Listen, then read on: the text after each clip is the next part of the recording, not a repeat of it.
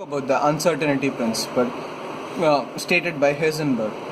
The uncertainty principle exists because everything in the universe behaves like both a particle and a wave at the same time. In quantum mechanics, the exact position and the speed of an object has no meaning. To understand this, we need to think about what it means to behave like a wave or a particle. Particles by definition exist in a single place at any instant of time. If we can represent this by a graph showing the probability of finding the object at a particular place 100% at a one specific position and it's zero everywhere else. Waves on the other hand are disturbances spread out in space like ripples on the surface of a pond. We can clearly identify the wave pattern as a whole, importantly its wavelength, which is distance between the neighboring two peaks or the neighboring two valleys. But we can't assign a single position to it. It has a good probability of being in lots of different places. Wavelength is essential for quantum physics because an object's wavelength is related to its momentum, which is mass times into velocity. A very fast moving object, example a bullet, has lots of momentum which corresponds to a shorter wavelength. In turn, a heavy object which has lots of momentum, even if it's not moving very fast, again has a shorter wavelength. This is why we don't notice the wave nature of everyday objects. If you toss up a ball up in the air, its wavelength is billionth of a trillionth of a trillionth of a meter, far too tiny to ever detect.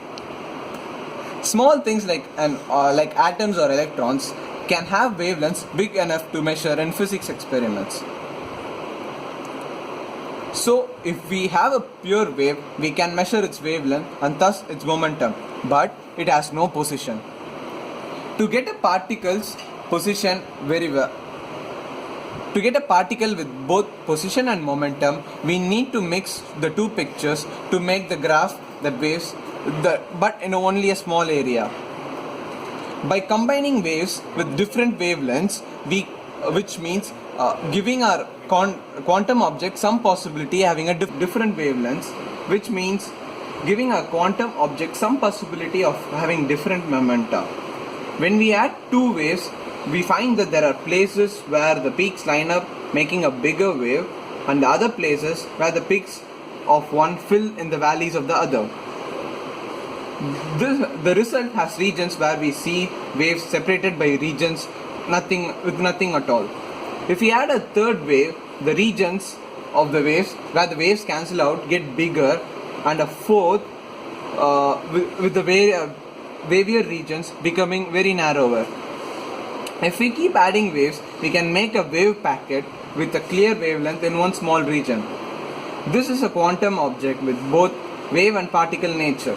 But to accomplish this, we had to lose certainty about both position and momentum. That is, position isn't restricted to a single point. There's a good possibility of finding it with some range in the center of the wave packet,